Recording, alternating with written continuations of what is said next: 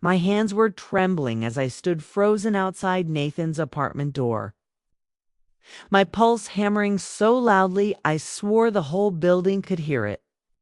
The words drifting through the thin walls had turned my blood to ice. The plan is working perfectly. She has no idea what's coming. Victoria's voice cold, calculated. Nothing like the warm, motherly tone she always used around me. I held my breath, pressing against the hallway wall, straining for more. After the ceremony, we'll have access to everything. The timing has to be perfect, Isabella. One mistake and we lose it all. Isabella, Nathan's so-called family friend. What was she doing here this late? And what plan? Then came the whisper that shattered me. Don't worry. She trusts Nathan completely. The poor girl is so in love, she'd sign anything he puts in front of her. They were talking about me. My legs nearly gave out, but I forced myself still, piecing together fragments of a conversation that sounded less like wedding planning and more like a conspiracy just hours earlier. I'd been humming love songs while cooking Nathan's favorite lasagna, giddy for tomorrow's engagement party. He had proposed 6 months ago with a vintage ring I adored, and in 2 years together he had been everything I wanted: kind, funny, supportive. We dreamed of a house, children, even a golden retriever. Tonight was supposed to be romantic. I said he'd be working late on blueprints for his architecture firm, so I decided to surprise him with dinner. The drive over, I couldn't stop smiling, thinking how lucky I was. But when I reached apartment for B, my hand lifted to knock, then froze. Voices, serious, secretive, and then heard my name. Eliza has no idea about the financial situation. She thinks Nathan's firm is doing well. My heart lurched. Victoria again. Talking about me? The inheritance money will solve everything. 24 million is more than enough to save the business and set us up for life. She's so naive. She'll never see it coming. My inheritance. It's the money I never touched. The trust fund built from my parents' death. How could she even know about that? Then Isabella's whisper, "And you're sure Nathan can go through with this?" He doesn't have a choice. The business is 3 months from bankruptcy. He'll do whatever it takes. A chill spread through me. Whatever it takes. Footsteps moved toward the door. Panicked, I slipped into the stairwell, clutching the dinner containers that now felt unbearably heavy. The door opened and Victoria's heels clicked ominously down the hall. "Remember, timing is everything," she said lowly. "The wedding is in 6 weeks. We need those documents signed before then. What if she gets suspicious?" Isabella asked, worried. "She's not stupid." Victoria's laugh cut the air like a knife. "She's blinded by love. She'll sign anything. And even if she grows suspicious, what can she do?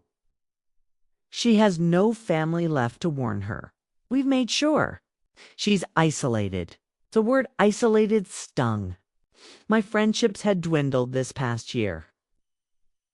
Always with Nathan's reasons why I shouldn't see them. Then Isabella's whisper stopped my breath.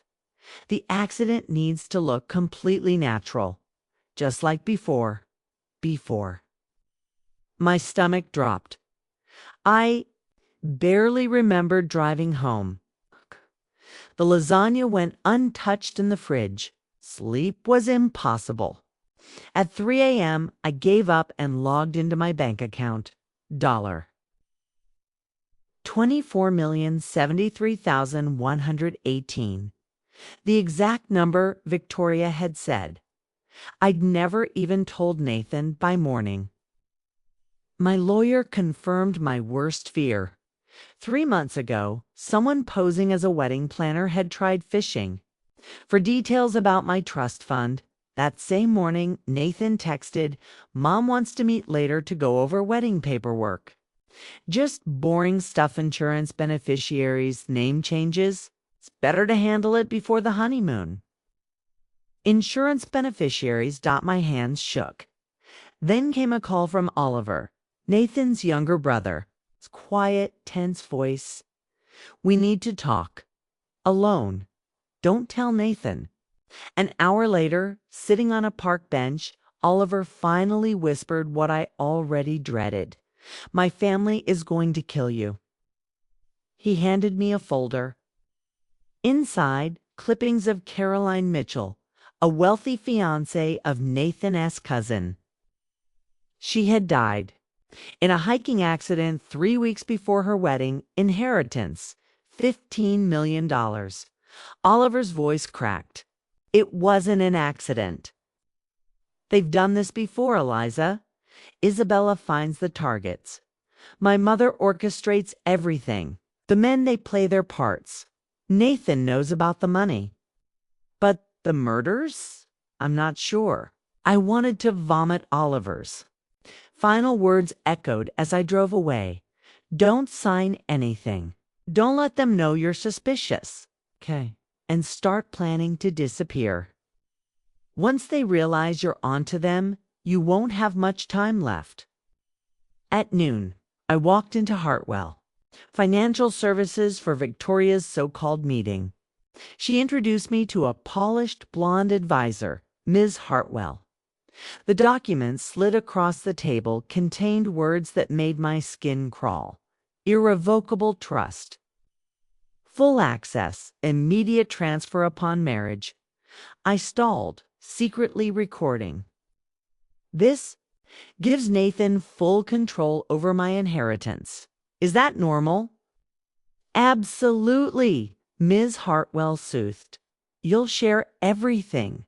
If something happened to you, Nathan would inherit it all. Standard law. Young, healthy, just like Caroline." I stood abruptly. "I'll have my lawyer review this first." Victoria's mask cracked. "We need this done today, Eliza." Then I caught at the advisor's voice. I'd heard it before, whispering through Nathan's apartment door. "Ms. Hartwell, I left with the papers and evidence, went straight to the police." To my shock, Detective Chen revealed they'd been investigating Victoria and Isabella for months. Caroline's family had suspected foul play. That night, wired with a hidden microphone, I met Nathan, Victoria, and Isabella at the family's cabin. Over dinner, I pressed these documents. They give Nathan my entire inheritance. What if something happened to me after the wedding? He'd inherit $24 million. Silence. Cold. Heavy. Nathan blinked in confusion. "What are you talking about?" "I'm talking about Carolyn Mitchell." Victoria's smile vanished. Isabella's glass shattered. Nathan's voice shook. "Caroline was James's fiancée. She died in an accident." "No," I said, "she was murdered by your family, just like you planned to murder me. It's for the first time." Nathan looked terrified of his own mother. "Tell me that's not true." Victoria's icy voice cut through the cabin.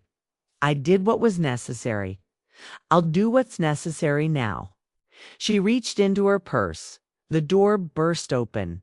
Police, nobody move. Chaos erupted.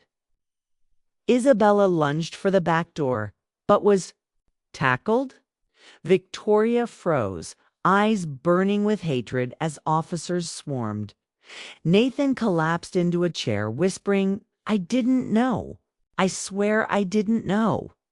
They arrested him anyway for fraud and conspiracy. His last words to me as they led him away. "Eliza, I really did love you." That part was real. 6 months later, I live in a new city, 3 states away, Victoria, and Isabella are serving life sentences. Nathan got 5 years. Oliver cut ties with his family. Caroline's family and I have become close, building a foundation together to protect women from predators like them. Some nights, I still wake shaking, hearing Victoria's voice. She'll never see it coming. But mostly, I feel strong, grateful, determined, because I learned the most important truth of all. Love without trust is just manipulation. And the most dangerous predators are the warmest smiles.